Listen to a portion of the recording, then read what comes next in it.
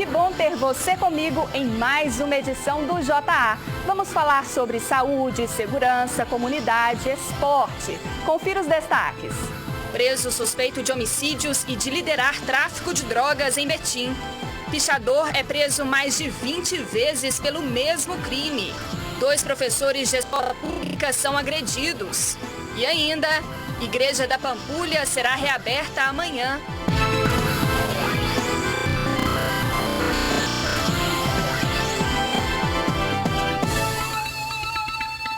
A Polícia Civil prendeu um homem suspeito de comandar o tráfico de drogas em Betim, na Grande BH. Ele ainda é suspeito de vários homicídios.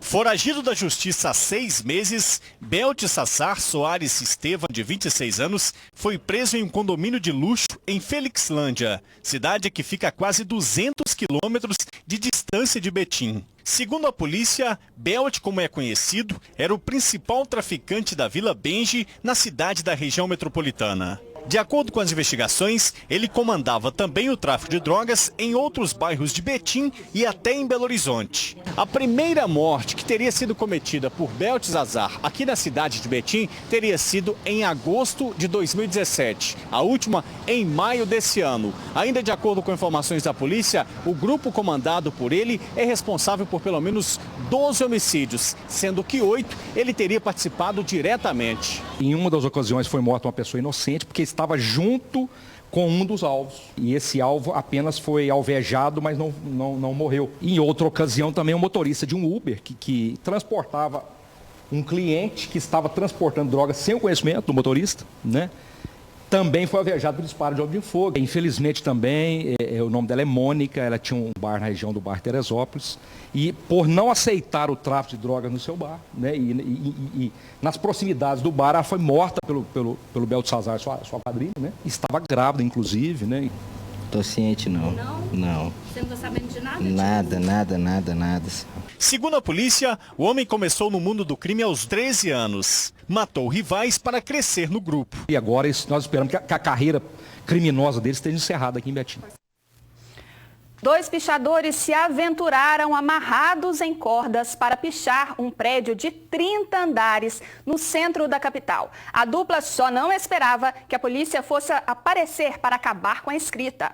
O vídeo foi feito quando os bombeiros já estavam no local. No alto do prédio, um homem está pendurado num balancinho e a parede cheia de inscrições e símbolos. Além de deixar a assinatura conhecida no meio dos pichadores, o infrator ainda escreveu uma frase incitando a violência. Segundo a polícia, o prédio, que fica bem ao lado aqui da Praça da Rodoviária, tem 23 andares e está desocupado. Situação que 2 homens aproveitaram para invadir o local, levando tinta e equipamentos para fazer as pichações. Quando a polícia chegou, um deles conseguiu escapar, desceu correndo pelo prédio e fugiu aqui pela avenida. O outro acabou sendo preso. Ele contou aos militares que já havia sido detido mais de 20 vezes em diversos pontos do país pelo mesmo tipo de crime. Com o jovem de 23 anos, a PM apreendeu cordas, um balanço, tinta e uma câmera de gravação. O homem foi identificado como Marcos Rafael Pereira de Abreu, estudante de artes. Ele foi levado para a central de flagrantes. De acordo com o tenente, além de arriscar a vida, o jovem e o colega que fugiu feriram a lei ambiental. E além disso, teve também a questão do dano que ele causou a uma das janelas do prédio, né? E teve também a questão da desobediência, tendo em vista que a gente deu a ordem para ele cessar a atividade ilícita e o mesmo não acatou. A pichação é considerada vandalismo e crime ambiental, com pena de 3 meses a 1 ano e multa. O professor deve ser tratado com respeito, mas vamos mostrar agora o retrato oposto dessa frase. São 2 casos, um professor agredido pelo próprio aluno na capital e uma educadora que apanhou da mãe de uma estudante em Franciscópolis, no norte de Minas. A professora estava saindo da escola, se preparando para ir embora de moto, quando a mãe de uma aluna se aproxima e começa a empurrá-la. A mulher puxa o cabelo, dá tapas e a derruba no chão. Por que você não tratou minha filha na escola, demônio? A educadora não reage. Tudo aconteceu porque a professora teria chamado a atenção da filha dela por não ter feito o dever de casa.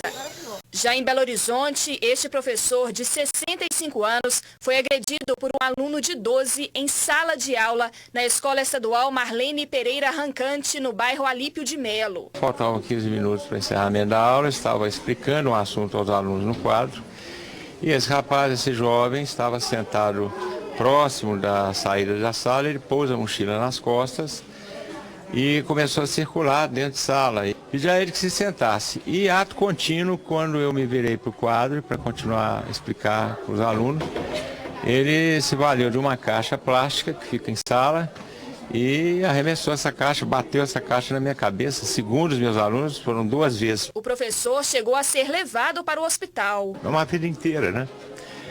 Tentando evitar que isso aconteça.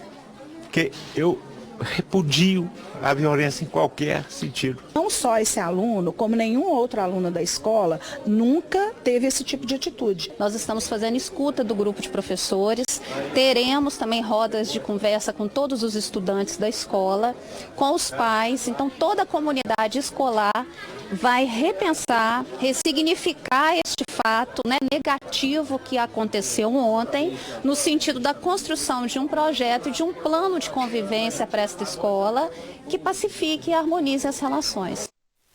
A Igrejinha da Pampulha será reaberta amanhã.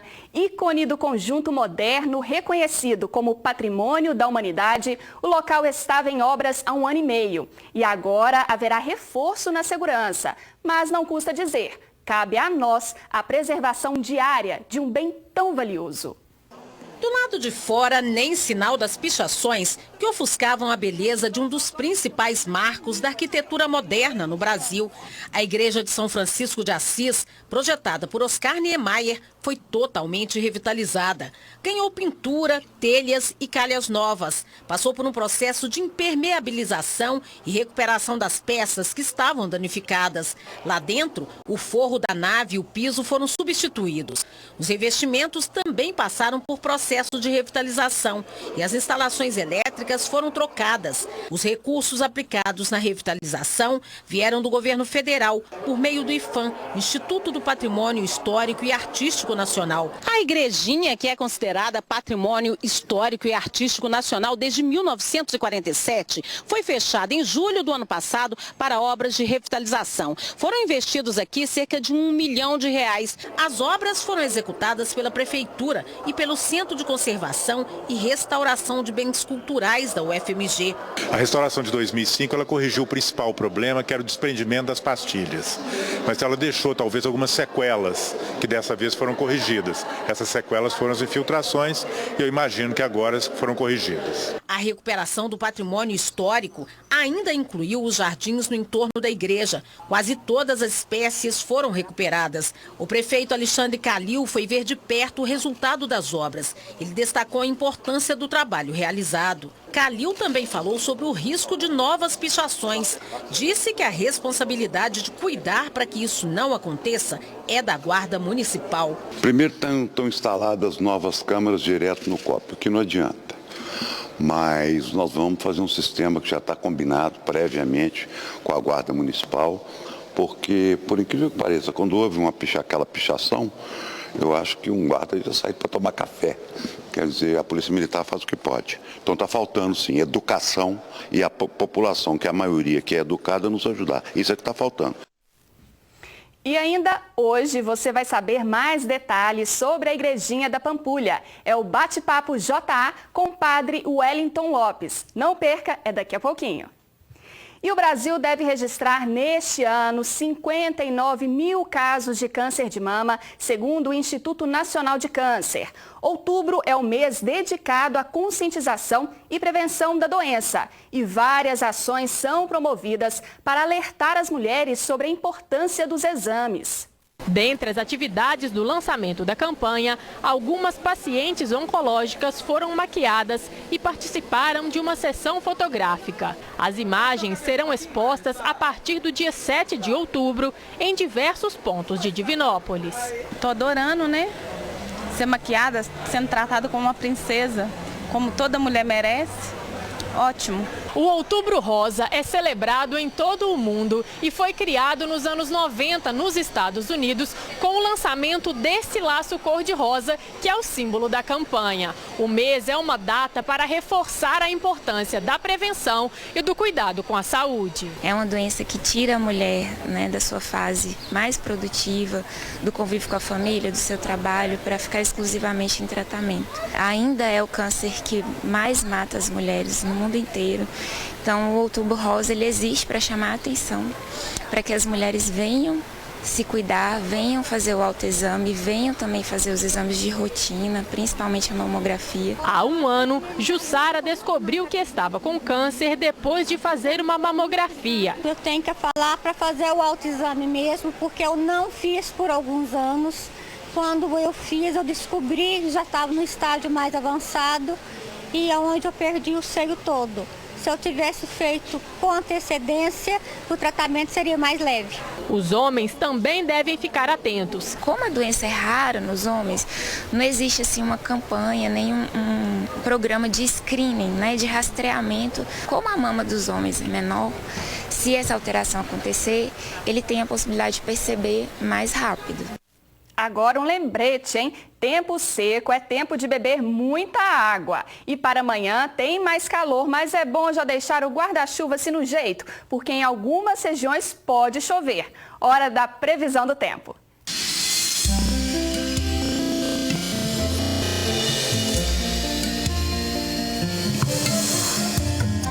Céu nublado com possibilidade de chuva no Jequitinhonha. Fica parcialmente nublado na zona da mata. Nas demais regiões, tempo seco e ensolarado. Em Belo Horizonte, mínima de 16 e máxima de 31 graus. Em Dom Silvério, temperatura entre 12 e 33 graus.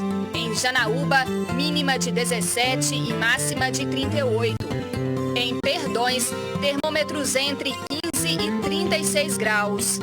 E em Passos, mínima de 9 graus e máxima de 35. O Jornal da Alterosa dá uma paradinha agora, coisa rapidinha, mas ainda nesta edição tem as notícias do esporte com Péricles de Souza. E o destaque é mais uma derrota do Atlético. A torcida está na bronca, não saia daí.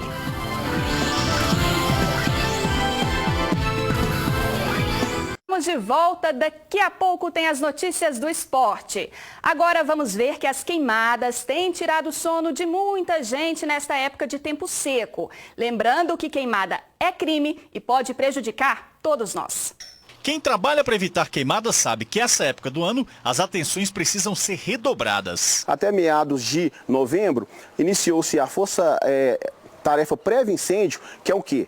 Polícia Militar, Polícia Civil, a Secretaria de Meio Ambiente, Bombeiro, IBAMA, ICMBio. Então, no estado todo, nós estamos fazendo trabalho, campanhas educativas e aumentando a fiscalização, principalmente das unidades de conservação, para que não ocorra incêndios florestais em níveis que não sejam toleráveis.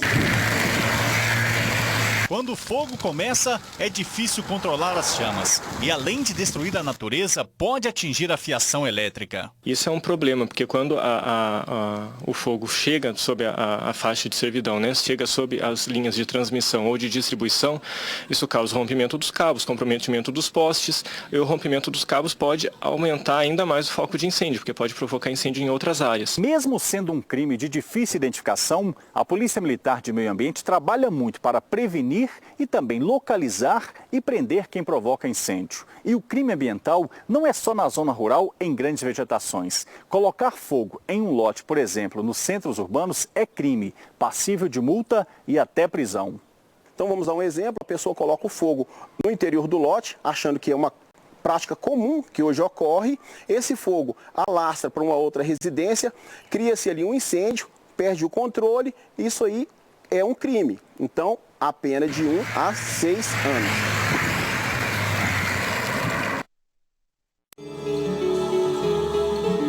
Semig do Futuro da Igrejinha da Pampulha continua na ordem do dia. E como toda quinta-feira tem bate-papo JA, nada melhor do que uma conversa bem mineira, ao pé do ouvido, com aquele que foi nomeado pela Arquidiocese para ser o assistente pastoral deste que é um dos principais cartões postais da capital. Com vocês, Padre Wellington da Silva Lopes.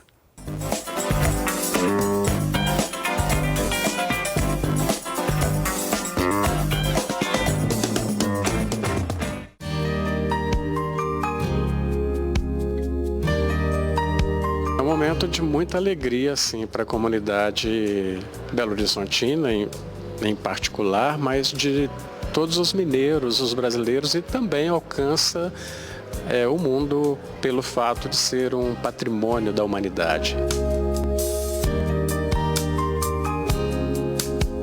Aqui na paróquia Santo Antônio da Pampulha, eu sou o pároco. Lá eu serei assistente pastoral. E agora eu diria que foi um casamento assim, Santo Antônio e São Francisco, que são contemporâneos, né? Foram companheiros na caminhada de fé. Particularmente tem um simbolismo, tem uma questão espiritual que realmente me permite ter uma alegria muito grande com tudo isso.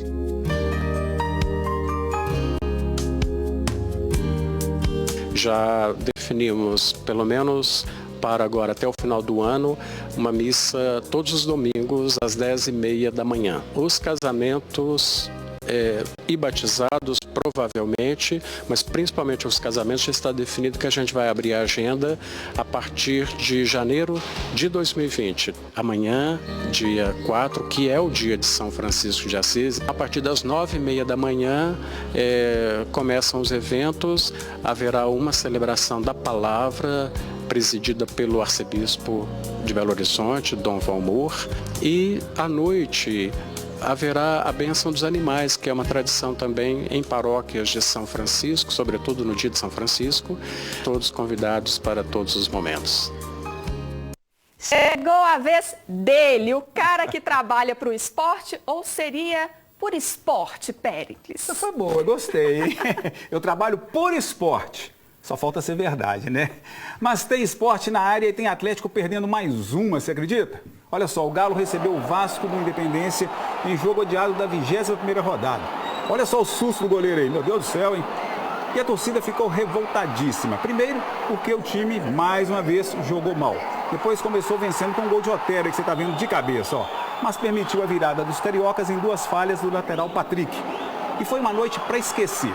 Com a derrota, o time continua estacionado no meio da tabela a 11 pontos da zona do rebaixamento, mas a 11 pontos também do G4. E para complicar, tem essa aqui, ó, Denise, presta atenção, olha só. Vamos lá. Torcedores do Atlético prometem protestar hoje à noite na sede do clube em Lourdes, com velas e cartazes para realizarem um velório da diretoria e também dos jogadores. Temperatura em elevação no terreno do Galo, tá bom? E no Cruzeiro, o Ministério Público suspendeu por 30 dias, atenção, 30 dias, as atividades das torcidas organizadas Máfia Azul e Pavilhão Independente, a partir do dia 5 de outubro, sábado, e por um período de 30 dias. As duas torcidas estão impedidas, em dias de jogos, de frequentarem os estádios nacionais e de se aproximarem dos seus entornos num raio de 5.000 metros. E nada de faixa, bandeira, vestimenta, instrumentos musicais ou qualquer objeto que a torcida possa usar. Tudo proibido. Em campo, Fred cumpriu suspensão, já está à disposição de Abel Braga para o jogo de sábado contra o Internacional no Mineirão. Mas Henrique agora é que está suspenso. Pedro Rocha se machucou na última partida, ainda é dúvida. A novidade em campo pode ser Rodriguinho, que está treinando normalmente e deve ficar à disposição do treinador, tá ok? Bom, falar um pouquinho agora do América, né? O América está jogando neste momento no Independência, Coelho enfrenta o CRB, está vencendo por 1-0, gol do Ricardo Silva. É isso aí, Coelhão, é com você. É isso aí. Ó, fui. Foi. E o Péricles já está de olho, gente, sabe o que é? É nas férias que já isso, estão chegando. Tá quase, é um pé lá. Um pé lá, já. Boa noite para você e até amanhã. Boa noite, pessoal. Tchau.